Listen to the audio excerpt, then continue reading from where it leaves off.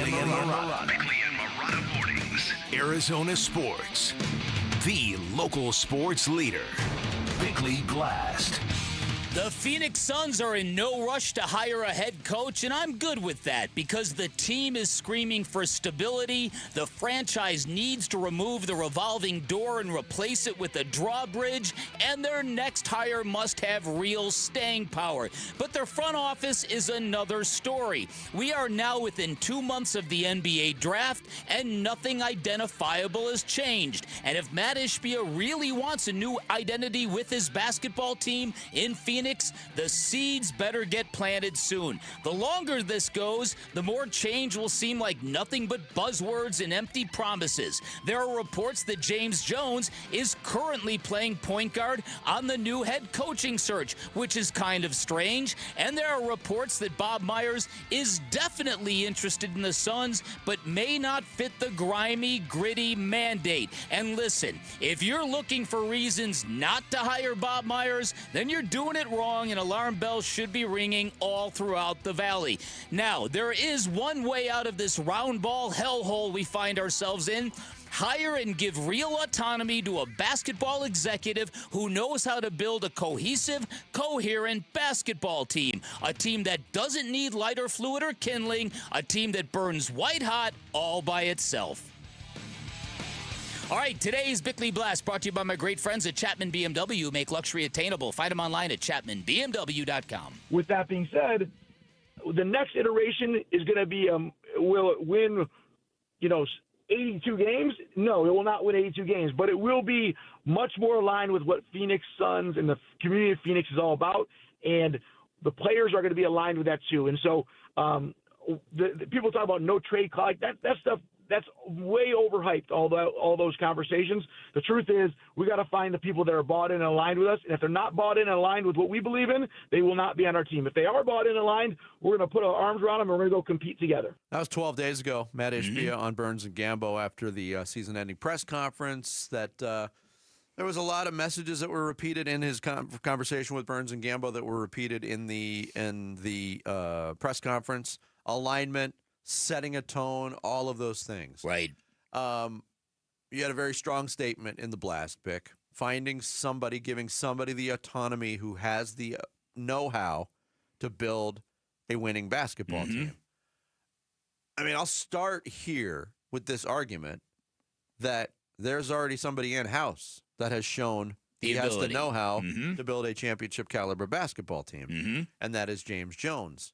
But has this been mismanaged over the last 3 years so greatly that whether it's James Jones or anybody else with that know-how, whether it's Bob Myers, one thing doesn't change. The names can change. Whoever is heading up basketball operations, that can change.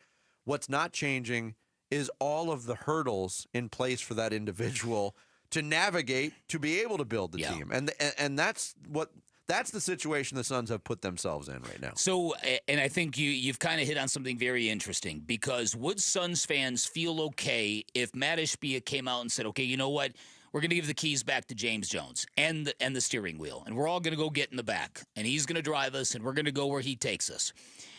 You could sell that to me because he's done it before, but I don't see Matt Ishbia doing that.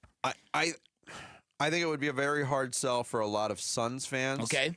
Unless it came with a deeper explanation. You know what? Yes. I came in and I did too much and I pushed my basketball operations people to do this and to do this and to do this, and we erred, and those moves were wrong, and I'm handing the keys back to James Jones to drive this thing. That's it. Then it because like I told you, I was confronted by somebody in the PGA Tour Superstore. When are you going to get all over James Jones?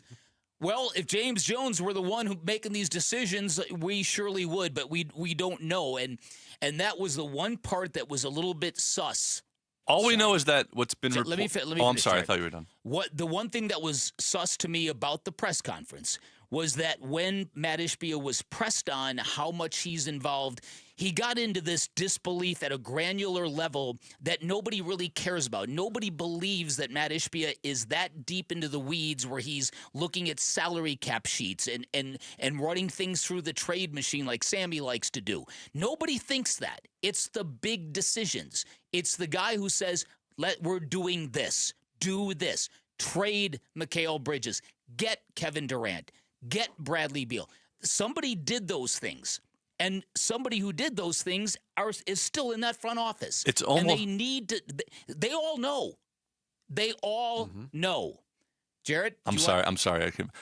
It's almost worse if that's the truth, and he's not in the weeds, because that means he's just going to them and saying, "I want Kevin Durant. Make it happen. Figure out a way to make it happen." And what I was going to say earlier is the one thing we know that has been reported is that James Jones did not want to give up the picks and the players for Kevin Durant.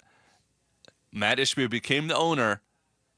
They gave up the picks and the players for Kevin Durant. Right, and we do know that. And so I think that it's been pretty clear that Matt Ishbia has been the guy that has made most of the big decisions. And look, coming into this, I thought there was a different level of expertise with Matt Ishbia because he's been on a basketball team, won a championship, been very deeply involved with a great Hall of Fame coach in Tom Izzo. But this is not as easy as people think it is. This is a recurring universal story in professional sports. Yes. People who have been uber successful in other arenas of life come into sports and just assume, look, I've conquered everything else in my life and it's been easy. And so will this. And it's not.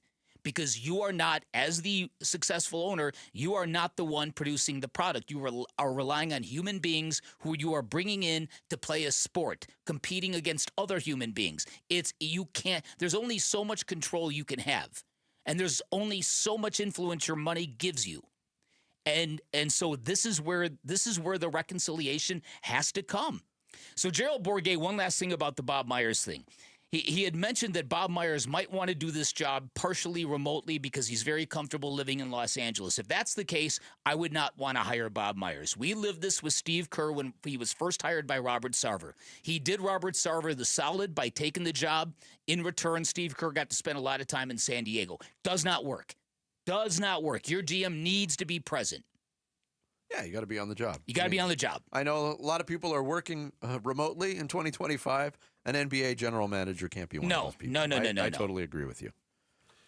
Dan, what were we getting at the PGA Superstore?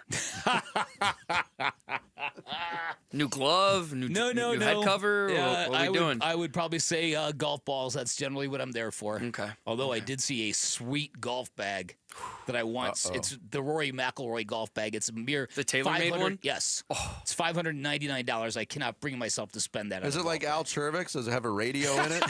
and a keg? And a keg? Goodness gracious. It'd be perfect. So the Bob Myers thing, listen, if he wants to do that, then he's not serious about being the Suns GM. Then he's not a serious candidate. Because he knows better. Now, again, I'm just going by Gerald's reporting. And that reminded me of like Phil Jackson with the Knicks. Can't do it. That means somebody's got 1 foot in the pool, 1 foot out. That's not the way to get it done. You can't swim that way. No, you can't. But at the same time, this idea of we're going to be gritty and grimy. Well, okay, how are you going to make that happen? This is not a PowerPoint production where you can just slap identities up on a screen and say this is what we're going to be. You need to build that. That stuff has to be built organically. Yeah, I mean, at the heart of it, the bottom line is this notion of throwing money at something and rolling the ball out there and relying on talent does not work in today's NBA. No. Chemistry matters. Skill set matters. Even though everybody talks about positionless basketball, positions matter. Mm-hmm. Coaching matters. All of these things matter. Yeah. And this is what should be driving not only the front office search, but the coaching search. Do you remember how many people really vibed when Ken Kendrick came out and took the blame for Jordan Montgomery? Some people on the outside thought, wow, that's brazen. But do you remember locally how many people were like, thank you for owning that?